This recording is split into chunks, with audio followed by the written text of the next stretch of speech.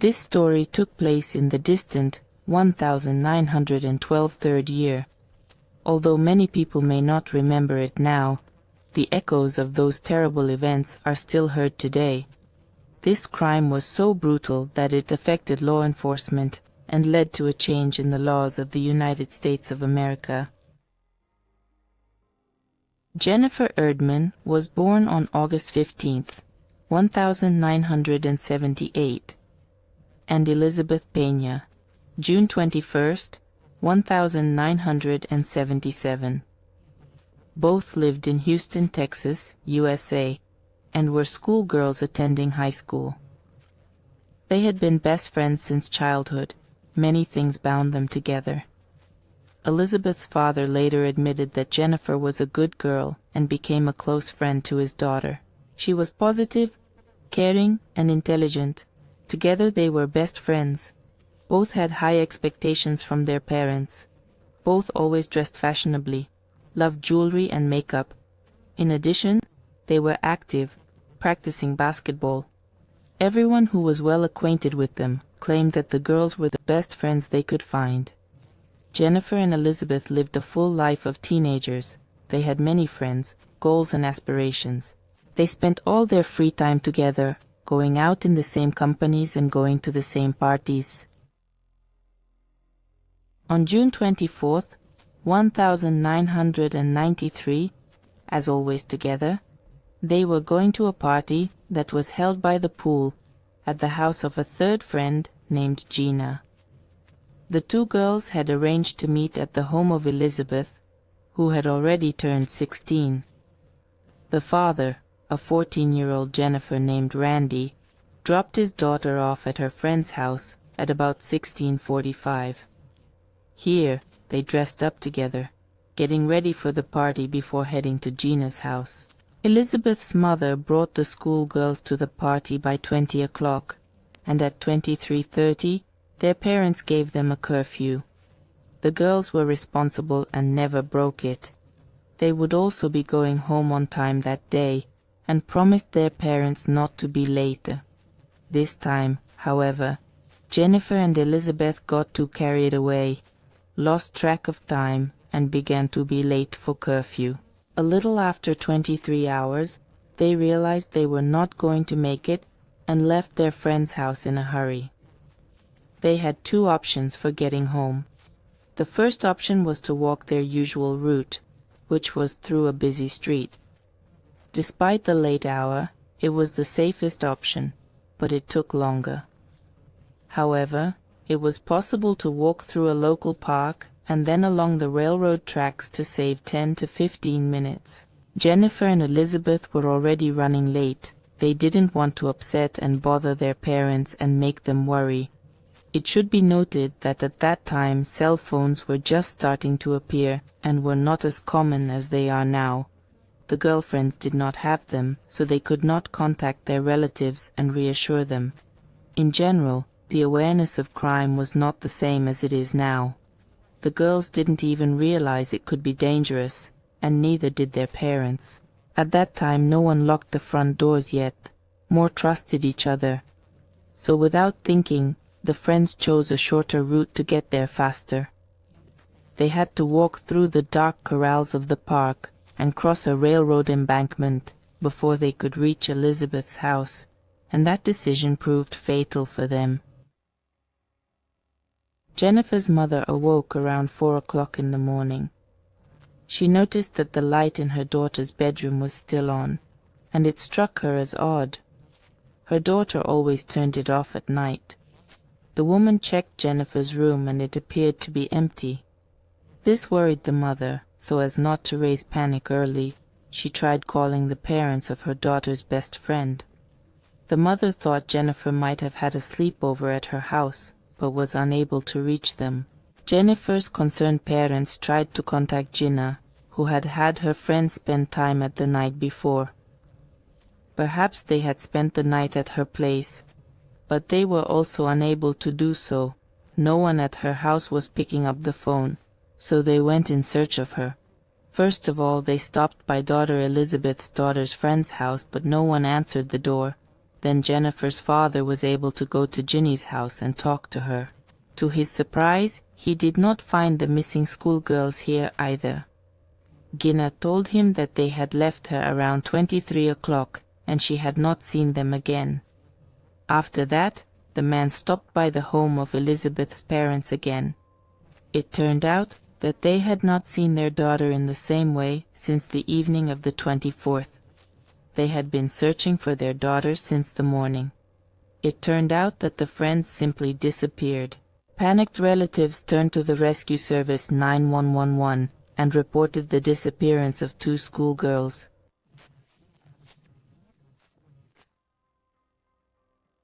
Given the circumstances of the incident, the police immediately began to search, because it was about 2 schoolgirls who disappeared at night, and no one knew where they were. Perhaps they were in danger. The version of escape of the friends was not even considered. All their belongings, money remained at home, and there was no reason for such desperate decisions of teenagers. They were both from decent families. Parents also did not waste time in vain. In addition to searching, they printed flyers with their daughters' photos and started distributing them around the city. The relatives went around the neighborhood and questioned everyone who could see the 2 schoolgirls walking at night. However, no one noticed anything suspicious. For 4 days, a tense silence prevailed. There were no developments. The police received some tip-offs, but they led nowhere. The critical period of 48 hours had passed, despite the family's hopes for the safe return of their daughters. Law enforcement officials expected the worst. On the 4th day after the teens disappeared, the police station received a disturbing anonymous call. The caller reported that the bodies of Jennifer and Elizabeth were in a wooded clearing behind the park, through which they had decided to take a shortcut. Officers went to the site and began to comb the area thoroughly, because the exact location was unknown. They crossed a railroad embankment, and behind it, the search party spotted suspicious objects from afar. When the officers got closer and came to a small clearing surrounded by trees, they were horrified to realize that these suspicious objects were 2 bodies. They were a short distance apart, a little over 20 meters apart. Both bodies were lying on their backs without clothes and had managed to decompose badly under the summer sun. The condition of the victims was appalling, so identification was very difficult. From the condition of the scene of the massacre, it was realized that it was not a quick murder. The ground around was trampled with dozens of fresh footprints. They varied. They managed to find signs of dragging and struggling, but the police had no idea how fierce it had been and what terrible agony the girls had faced in the last minutes of their lives. The police went to the media to report the gruesome find. During this period, Jennifer's father was giving another interview, appealing to the public for help, and happened to hear the terrible news. While the identification of the bodies was underway, the loving father immediately drove his car to the scene of the crime. In the park, the grief-stricken man tried to break through the cordon. He shouted to be let through as he was sure his daughter was there. Police officers struggled to restrain him. The man shouted to the officers working in the forest clearing, trying to find out what color the hair of the bodies found was. However, the police officers were hesitant to answer. The law enforcement officers could not tell exactly who they found because the remains were badly decomposed and damaged, but they suspected that these were the 2 missing girlfriends. All the evidence that could be found was taken to the forensics department, and the bodies were brought to the forensics table. Here they were able to confirm that the deceased were 14-year-old Jennifer Ertman and 16-year-old Elizabeth Peña. They could only be identified by dental records, as the heat and insects had done their work during the 4 days the search was underway. From the first moments of the investigation, it was obvious that the young beauties had not died accidentally. Numerous footprints were found at the scene of the massacre, and police officers determined that they belonged to several different people at once. It was difficult to name the exact number. The footprints had been trampled. A more thorough analysis was required. An autopsy revealed that the cause of death for both teens was strangulation. DNA testing was not yet widespread at the time, and there was no comparative base, which also complicated the investigation. The only tip that police officers had at the time was a call from an anonymous witness who helped locate the bodies.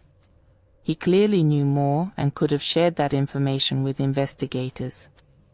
The address from which the call was made was traced, and police officers immediately went to the location to speak with the person who had helped move the investigation forward. So detectives found themselves on the doorstep of the house of brothers Joe and Peter Cantu.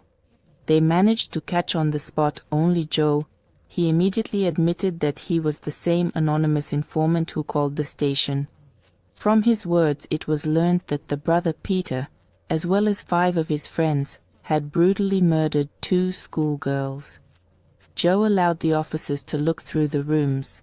Here they quickly managed to find several pieces of jewelry, obviously female. Later, relatives of the victims were able to confirm that Elizabeth and Jennifer had been wearing them on the night of the tragedy. DNA traces belonging to the girls were found on them. From the words of Joe's brother, Cantu was able to reconstruct a picture of the carnage. 2 schoolgirls, a little after 23 in the evening, were moving through the park. They were first met by 2 boys whose names were Romano and Frank Sandoval. It was ascertained that they had left the gang initiation that evening. 6 men, between the ages of 14 and 18, remained there. The oldest were 18-year-olds Hassemi Deline, Derek O'Brien, and Peter Cantu. A year younger was Raul Villarreal, who had gone through initiation rites, fought, and became a new member of the gang just that night. 17-year-old Efrain Perez and 14-year-old Venancio Medellin were also present in the clearing. Unknowingly, the schoolgirls were heading towards the forest clearing where the gang initiation was taking place. If the Sandoval brothers, who met them on the way, had warned the girls, it could have saved 2 lives. However, they did not do so and simply walked past in silence. On the way to the house, Elizabeth had gone a few steps ahead of her friend. It was just over a kilometer to their destination. Suddenly, Hassemi Delin appeared out of the darkness. He tried to grab the girl, but she bounced aside and accelerated her step. Nevertheless, the criminal had no intention of retreating, so he caught up and grabbed Elizabeth by the neck and dragged her towards the clearing where the other friends were. Jennifer was left alone in the darkness of the park. She heard her older friend's screams and decided to help her on her own. It was a fatal mistake, because she had a chance to escape, get to her friend's house and call the police. Instead, she rushed after Elizabeth and fell into the clutches of the monsters. She probably counted on Hayes being alone, not realizing she was approaching a dangerous group of 6. She was caught and fell to the ground next to her friend. The juvenile delinquents then forced the 2 schoolgirls to undress and for an hour raped them together as brutally as possible, beating them in parallel. Forensic experts found evidence that the schoolgirls resisted to the last. Despite the horrors taking place, they continued to scratch, bite, and kick their attackers, but the forces were not equal at all. Later, teeth and nail marks of the tortured girls were found on all the participants of this atrocity. The perpetrators admitted that the victims called for help, and sometimes the girlfriends grabbed their hands for support. Unfortunately, it wasn't enough to survive. After these madcap antics were over, the gang leader, 18-year-old Peter Cantu, said he was not going to risk his freedom and let the schoolgirls go. He believed that the girls would be able to identify them and would definitely go to the police, so he ordered the others to kill Elizabeth and Jennifer. Then one of the participants named Raoul forced Jennifer to kneel down. The exhausted girl complied. Then he and Derek put a red belt around her neck. They choked the girl, pulling it down as hard as they could, so much so that the belt broke and Jennifer stopped showing signs of life. But even that wasn't enough. They strangled her with the usual laces for a while longer to make sure she was dead. Elizabeth was forced to watch all this horror, realizing what would be next. She realized that there was virtually no chance of survival, so she began to beg her attackers to let her go. The girl promised not to go to the police and keep silent about what happened, but the criminals were adamant. Then she broke free and made a last attempt to escape from the bloody meadow. Unfortunately, the exhausted and wounded girl could not run far. She was caught and thrown to the ground and began to be beaten with her feet, resulting in several broken ribs and knocked out teeth. Afterward, Peter, Hosea, and Derek strangled her using shoelaces. The gang members stepped on the throats of both girls to give them no chance of life, and then took jewelry from their bodies and money. After completing the massacre, the gang members, with the exception of Derek, went to Peter Cantu's home. His brother named Joe was also there with his wife Christina. She was the one who noticed that the juvenile delinquents who returned late at night had blood on their clothes. They looked tired and very nervous. There were blood stains on their clothes, as if they had just fought someone. When Christina asked what had happened, the gang members said that they were just having a little fun, but they were not going to keep their misdeeds quiet. Instead, the future criminals began to describe in detail what had happened, and they told Joe and Christina about it with pride, even laughing. Hosea emphasized that he would have been easier with a gun. Of course, this story did not please Peter's brother and his wife. Nevertheless, they decided to go tricky, so they didn't argue or accuse them of anything so as not to provoke their aggression. Instead, the shocked pair of young men listened to the story carefully, making sure that the criminals were telling the truth. When the gang members divided the loot and went home, Joe and Christina were left alone. She expressed her outrage to her husband. The woman was very unhappy about what had happened, and scared. She had also been a victim of gang rape in her youth, so what she heard shocked her. Christine convinced her husband that families should bury their daughters, and that such criminals belonged in prison before they had time to commit other atrocities. At first Joe was hesitant, as he did not want to give up his brother to the police. Besides, he was afraid that the rest of the gang would find out about the betrayal, and they would become a victim of revenge. Christina still managed to persuade him to go to the police. She explained that he did not have to introduce himself if he wanted to keep confidentiality. It would help to keep their names secret. So the day after the massacre he went to the law enforcement agencies. However, the detectives were not yet aware of the disappearance of the schoolgirls, and the call was written off as a false call.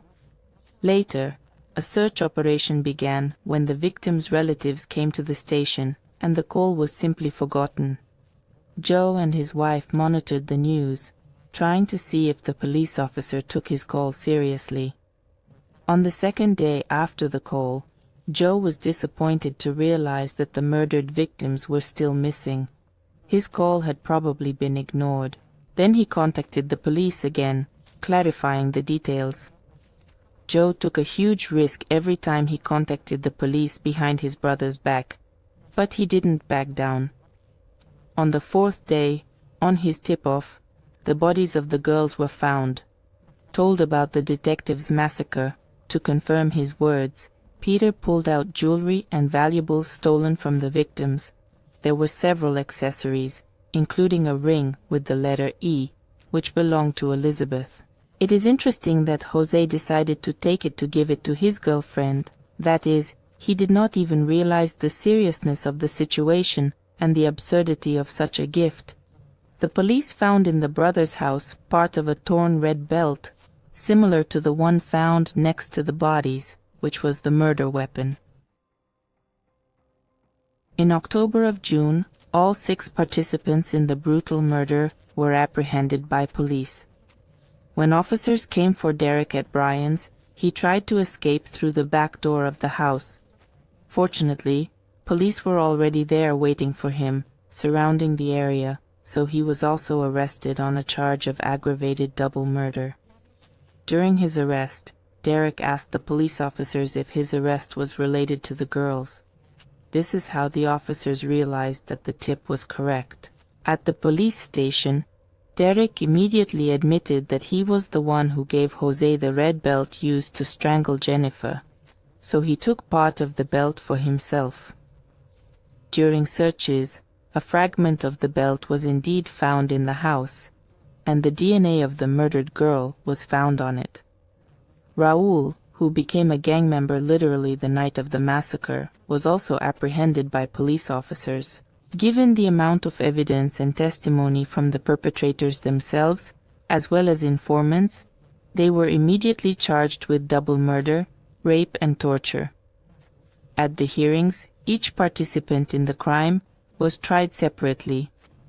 The families of the victims had to listen to the details of this brutal case as many as 6 times, but they showed resilience and determination in trying to get the capital punishment for non-humans that is allowed in the state of Texas. Jennifer's father later recalled that, when he ran to the crime scene and learned of the girls' bodies, Derek was there and smiled at him ambiguously, waved and walked away. At the time, he was in panic and shock, so he didn't pay much attention to it. But then he realized that Derek was mocking his grief over the murder of his only daughter, whom he had lost forever. There was no doubt in anyone's mind that the defendants were guilty, so 5 of the 6 were sentenced to death. The only participant who did not receive capital punishment was Venancio Medellin, who cooperated with the investigation and testified against the other perpetrators, except for his brother Jose. He was only 14 years old at the time of the crime and was tried as a juvenile. The others were tried as adults. The boy was sentenced to 40 years in prison, which means he will be able to go free at the age of 54. At the end of the trial, another murder for which the defendants may have been responsible came to the surface. Jock, who had provided law enforcement with information about the mangled girls, spoke up again. He said his brother, Peter Cantu, Jose Medellin, and Derek O'Brien were responsible for the unsolved murder of a girl named Patricia Lopez. She was also raped and tortured to death. Patricia's body was discovered 6 months before the massacre of the 2 schoolgirls, also near the woods. The MO of the crime was similar. Police found that the 3 perpetrators had brutally beaten, raped, and literally gutted the girl before dumping the body. DNA was collected from the victim and subjected to laboratory analysis. During the investigation period, the perpetrators could not be found because there was no match in the database, but after a new test, the man's fluids matched Jose's materials. A beer can was also found at the crime scene. The fingerprint on it matched Derek's. However, he was never charged with the crime. Derek gave a confession that was taped. He reported that he had been present at Patricia's murder, but emphasized that he had been too drunk at the time to realize what had happened, and that he himself had not participated in her torture. The police did not have sufficient grounds to charge him with the massacre. However, this was unnecessary, given the scale of the double murder for which he had already been sentenced to death. At trial, the biggest question was the extent of Raul Villarreal's guilt. He was admitted to the gang the same night. The kid's lawyers urged the jury not to compare him to gang leader Peter Cantu in terms of guilt. This was a very inexperienced newcomer to these cases. However, prosecutors made a strong case that he might not have participated in the madness voluntarily. Nevertheless, he was there, participated to some degree, didn't stop anyone, didn't leave, and didn't call for help. So, it was his voluntary decision, and the degree of culpability cannot be minimized. So he got the death penalty just the same. It was an unprecedented case in the history of the U.S. judicial system. It was the first time that 5 of the 6 defendants were sentenced to death. The magnitude of what happened overwhelmed the entire country. This terrible case hit the headlines of many newspapers in the country and frightened everyone for a long time, especially the locals, who avoided the place and took a long time to come to their senses. The families of Elizabeth and Jennifer attended every trial and every execution of the criminals. Derek Sean O'Brien was the first whose sentence was carried out. It happened in July of the year 2006. He was the only one who felt remorse before his life was taken by injection. The perpetrator apologized to the families minutes before the execution. The killer said it was the worst mistake of his life. Despite Derek's regrets, Jennifer's father, Randy, was adamant. There were opponents of capital punishment, including those in the highest circles of society, who argued that injection was an excessively cruel form of punishment. However, the parents of the victims parroted such arguments. Derek Bryan died without agony, in just 20 seconds. Jennifer's father, who was present, openly stated that his daughter died for longer than an hour, in horrific agony and torture. He wished that her passing from life had been as easy as an injection. Before Derek was injected, Randy loudly declared that he wished him the same brutal death he had subjected his daughter to. Jose's execution also sparked controversy, and it was on an international level. It turned out that he was a Mexican citizen and had not communicated with representatives of the consulate of his native country for protection before the trial. The right to do so was enshrined in the Vienna Convention and consular agreements. The United States was a party to the convention, but withdrew from compulsory jurisdiction in 86th year. Despite this, Mexico filed suit against the United States in the International Court of Justice. The court eventually ordered a hearing for Jose Medellin to determine whether Jose's failure to meet with Mexican consular officials had harmed his defense. Of course, everything took place with extensive media coverage and the involvement of human rights organizations. All of this only added resonance to this difficult case. In 2005, the current U.S. President George Bush Jr. ordered these hearings, but the governor of Texas was not going to give up so easily. He challenged this order through the U.S. Supreme Court, which ruled that only the Congress of the country has the right to order in such matters. In July of 2005, the International Court of Justice decided to postpone Jose's execution and hold a consular hearing, but the governor of Texas said they were not bound by the decisions of the International Court of Justice. Opponents of the death penalty openly protested the impending punishment, but the media and victims rejoined the fray and pushed for lethal injection for such a brutal crime. It's hard to imagine what the pervert waiting in prison was feeling as to how this standoff would end. He probably hoped to be pardoned. Before his execution, on August 5, 2008, the Supreme Court rejected his next appeal, and in the last minutes before the sentence was carried out, the governor of Texas rejected appeals from Mexico and Washington to postpone the punishment.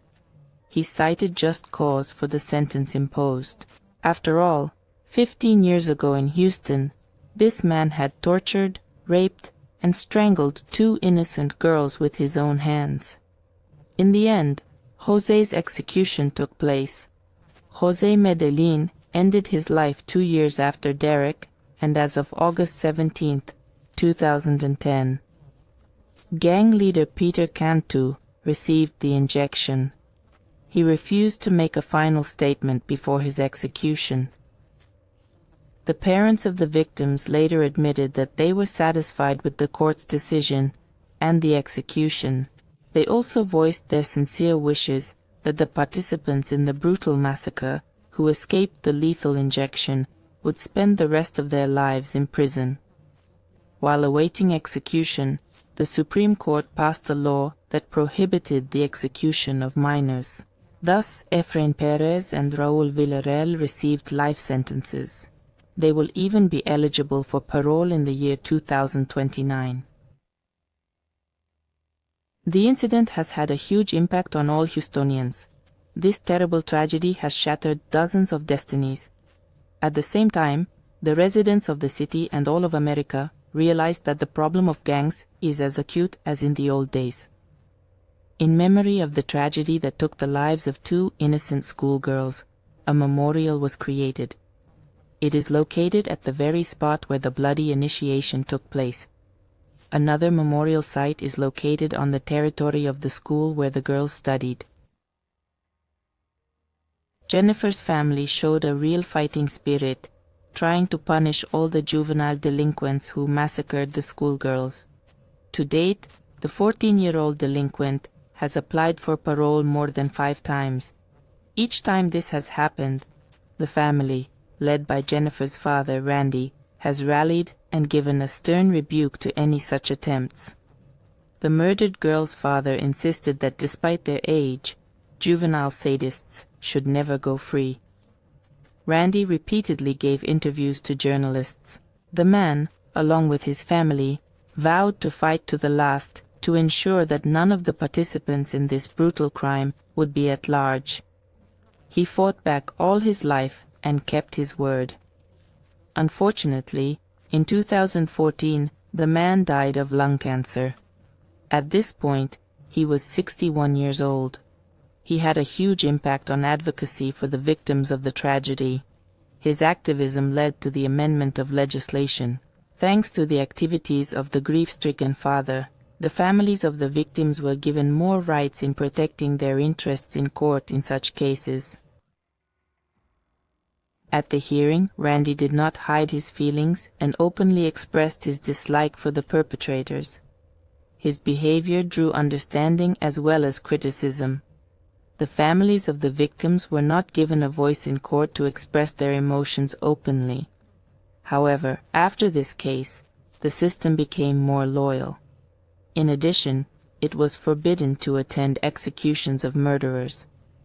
Nevertheless, Randy managed to remove this restriction as well. It was due to his persistence that the families of the victims attended all the lethal injections, which he believed made the world a little better. The remaining gang members who are behind bars have continued and are still petitioning for parole and hope to someday be released. The last denial was in 2020.